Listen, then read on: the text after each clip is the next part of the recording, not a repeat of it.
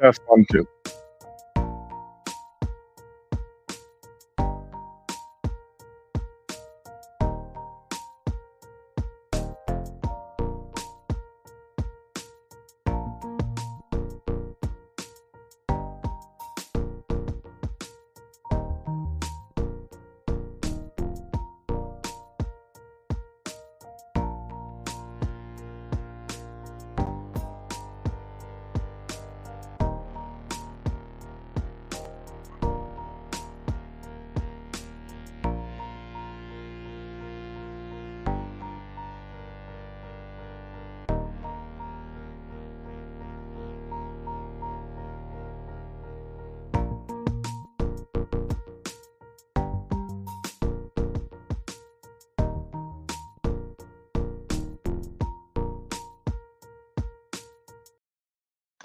Okay, guys, I'm doing a quick little short thing here before we actually do the fun Friday fun stream because I've got to do this, but I wanted to keep this. I want to say this, but I want to keep it away from the fun stream.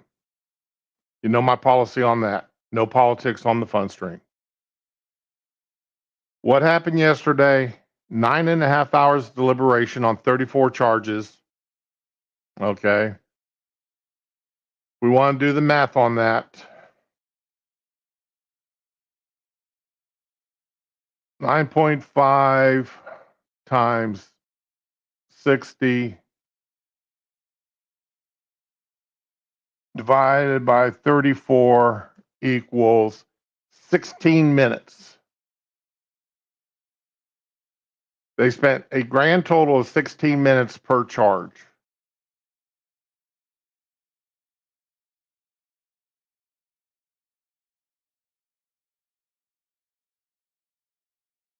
Make sure I got my math right here.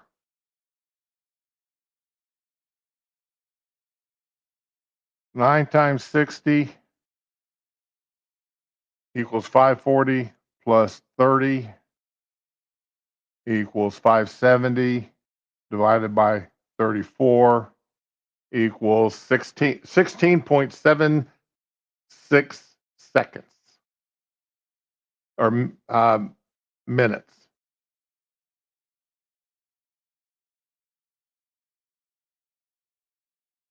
That's what they spent going over these charges.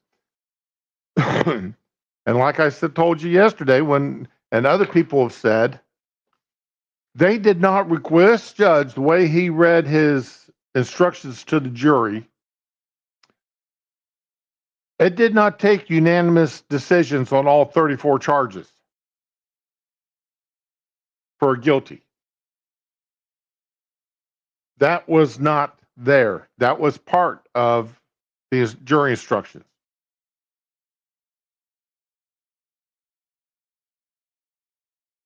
The way those jury instructions were read out to people, the way they were dissected, was it only took 4 people on each charge.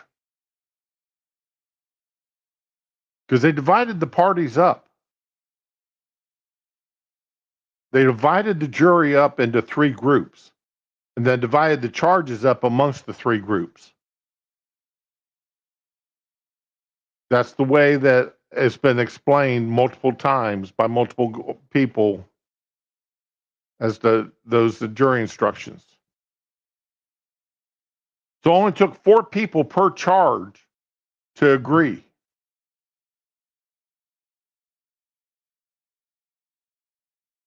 And how in the hell these people got past Cohen being caught lying on this, not only admitting to have lied in the past, not only admitting to have stolen money from Trump, but being caught lying while on the stand. How they got past that, I don't know. There's so much wrong with this trial from the beginning. Like I said yesterday, there's so much wrong with this trial. You had a DA who ran on the platform of getting Trump. You have a judge who donated to organizations to stop Trump. You've got the judge's daughter out fundraising on the trial to stop Trump.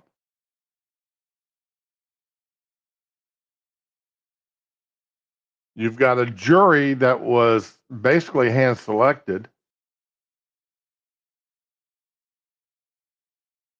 So, yeah, this was the judge who shut down testimony he didn't want to hear and allowed testimony to go that had no basis on any of the charges.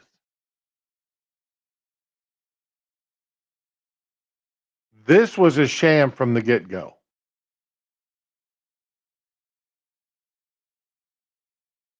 I don't know how many hundreds of pages are going to be going into the appeals. I don't know how many of those pages were already typed up and ready to go before the jury even went into the jury room afterwards.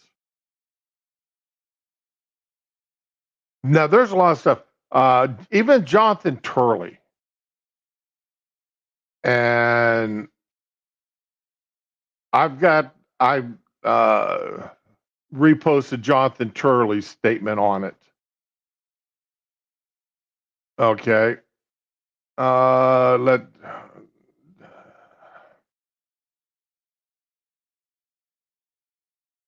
Here is Jonathan Turley's statement on the trial.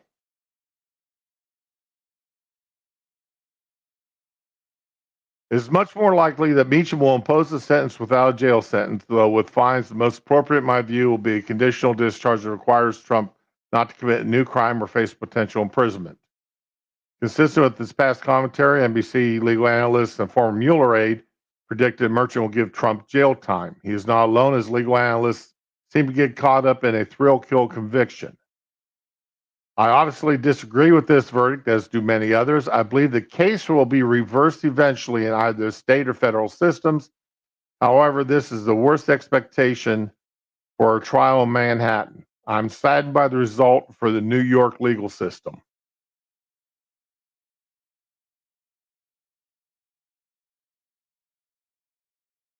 Okay, I'm sorry. I'm saddened by the result more for the New York legal system than the former president. I had hoped the jurors might redeem the integrity of a system that had been used for political purposes.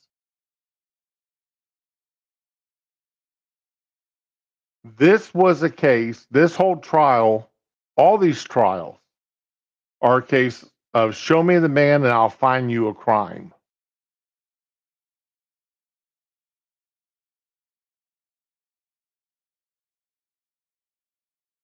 All of these cases are this way.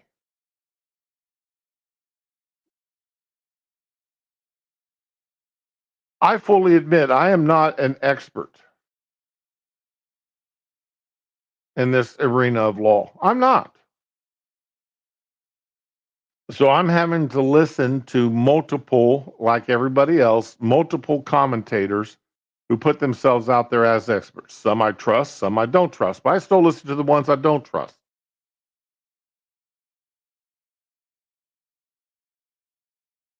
I probably listen to them more than the ones I do trust. And the biggest fear among those on the left and hope among those on the right is there's nothing here to stop Trump from being elected as president. The wailing and gnashing of teeth among some of the liberal commentators last night when that dawned on them was kind of funny to watch. What do you mean he can still be elected president? He's a convicted felon. Well, that's the way that was going.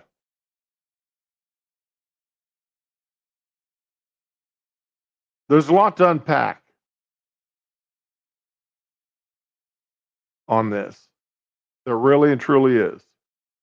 There's a lot to unpack, and it's going to take more than the the few hours between last night when this was announced and right now.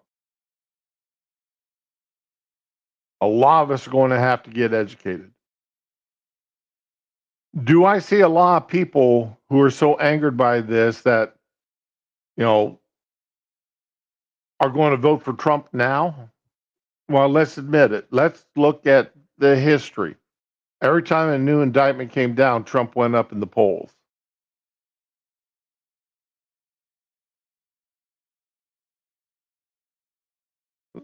I expect to see another jump in the polls here, be it a true jump or just, I mean, face it, people lie in polls all the time. But it's going to be what it's going to be. Well, we'll have to find out in November. Then in January, if Trump wins, when he's sworn into office, what goes on there? Will there be a test of the system as whether or not a president can pardon himself? Remember, that was highly contested last time during his first administration, whether or not a president can pardon themselves. Because as far as I can tell, the power to pardon is limitless with the president.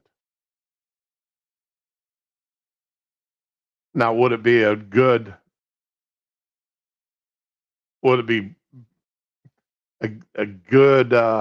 picture? Would it be good optics to see a president pardon himself? You're going to have people that hate Trump regardless of what happens. Even if all these charges are thrown out, if all 34 convictions are thrown out on appeal, reversed on appeal, and reversed with prejudice, you're still going to have the Democrats out there. He was convicted. He was convicted. You're not going to change 30% of the country's mind.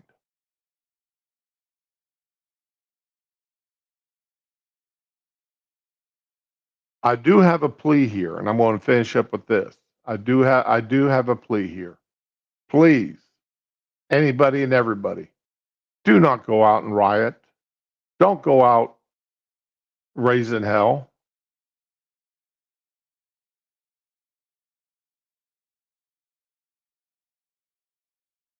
Fly your flag upside down. Fly the appeal to heaven flag. If you want to fly the black flag, go for it. But don't converge on New York. Don't converge on Washington, D.C. Let's not have a repeat of January 6th, because remember, the left is allowed to protest all they want. They're allowed to demonstrate. They're allowed to destroy buildings. They're allowed to burn down cities. They're allowed to do whatever the hell they want. And conservatives aren't. And this is the fault of the media. The media covers for the left because they are part of the left.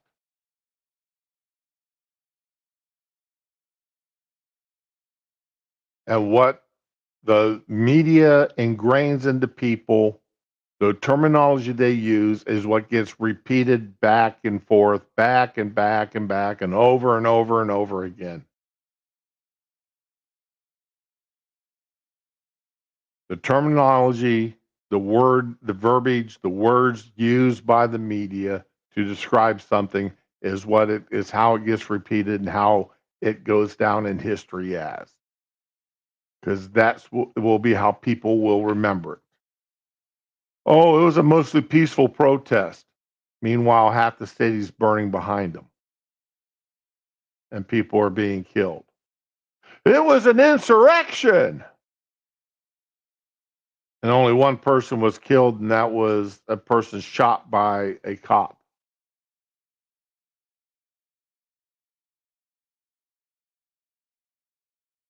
So Cool your jets. Be calm. Let's do our protest at the polls in November. And for the first time ever, I'm going to actually recommend vote a straight Republican ticket. Don't vote for a single Democrat up and down the chain. If they're a Democrat, vote them out of office. Look at your judges. Look at the judges and where they've stood on these rulings. And if they stood with the Democratic Party on these rulings, vote them out. Remember this. Remember who did what. Take notes. And when you go to the polls, use your notes and vote accordingly. All right. So we got about 6 minutes here, about 8 minutes, 7 minutes here until the Friday Fun stream. I'm going to go ahead and close this stream down. It wasn't meant to be a long stream to start with. I just needed to get this said, and I didn't want to pollute the fun stream with it. All right. So we'll be back in a little bit with the Friday Fun stream.